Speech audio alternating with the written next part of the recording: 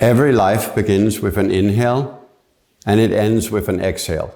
In between that, we breathe about 20 to 25,000 times a day. There's not much we do so many times. So just a little adjustment of this will make a big difference in your life. In India, they don't count years, so it's not about how old you become.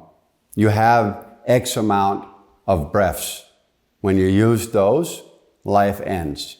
New science actually talk into this, that when we breathe faster, we get sick and we will die younger.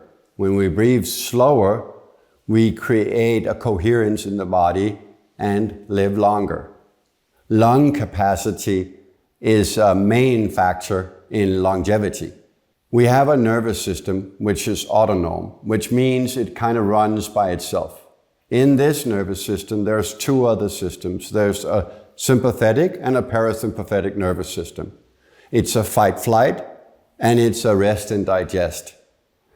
So this we constantly move in and out of. Many people talk about we're here or here, but it's like you step out and a car is close to you, you get up, you find out nothing happened, you fall down again. So we're moving this. I use this a lot in my sports. I'm a free climber and I do the solo climbing, which means no rope, no safety. And I free dive also. So that's one breath and you dive down into the ocean. Both places, I really have to have a calm mind. And what I do here is my statement. I breathe so I can choose. So the breath actually regulates the nervous system. So it means you can breathe in a specific way and calm yourself. So your pulse, your breathing rhythm becomes slower and you become more relaxed, more focused, more calm, and you take better decisions. But also with an athlete, for example, sometimes you would have to breathe in a way where you get into gear. You're ready to fight, to perform. So this is the fight-flight mode, the sympathetic mode, where we are ready to defend ourselves or run away. All this breathing happens in our breathing center, which is centered around the nose. So behind the nose, there's a big center on a size of a billiard ball that is just made for breathing. So breathing is always through the nose, in and out. Except some specific situations where you consciously choose to breathe differently. For example, in through the nose, out through the mouth. In the breath I do also, the spirit breath or these circular breathing, where we're working with a detoxification of the body, letting go and releasing old trauma, for example. You could breathe in through the mouth and out through the mouth. But in the daily practice, you just breathe through the nose.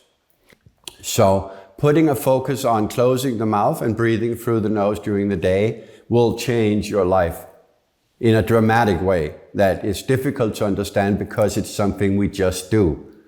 But it's like walking. Think about if you lost both your legs, how much it would change your life. But most people don't think about walking. It's something we just do. It's not like you think I put my right leg forward, then the left leg, and then you walk around like that. You just walk until the day you can't walk and you really miss it.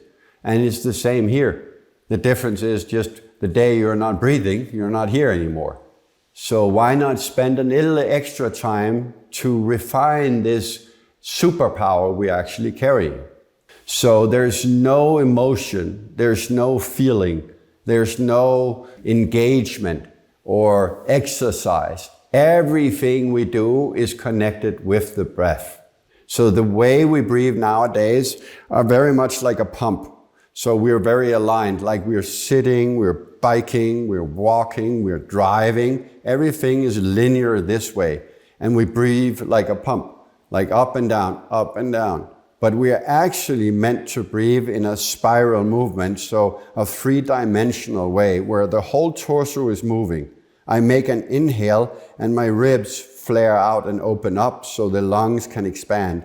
So this saying about take a deep breath into your belly is actually not a correct way of saying it, because it doesn't mean you're breathing in the correct way with your diaphragm, which is centered here just above or under your ribs.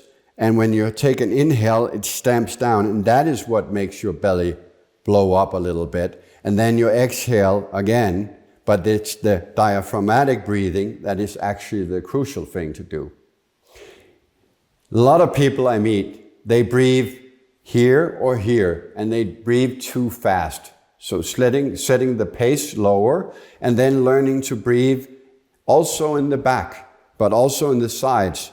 So down here in the lower ribs, in this area is actually where the biggest movement should be. Most people I examine and see, they have an expansion of 1, 2, 3 centimeters to the sides, or no movement at all. When I make a big inhale, I expand 15 centimeters.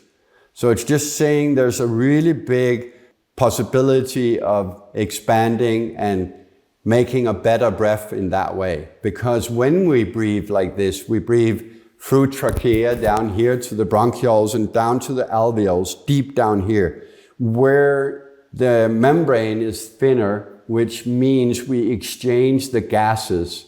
So oxygen and carbon dioxide, we exchange those much better and easier, which means we oxygenate our body better. And that means that we perform a lot better. We are healthier. The body becomes coherent. So when we breathe, instead of the pump-like breathing, where we breathe up and down like this, an inhale should be, and the exhale. So no matter which way I would turn this, it expands in all directions as one. So it's like taking a balloon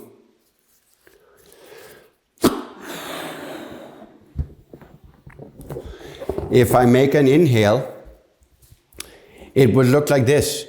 It's not like it's expanding just to the side or in the front. So this would be the stomach. So only the stomach comes up and then it goes down again. But it actually goes to all directions.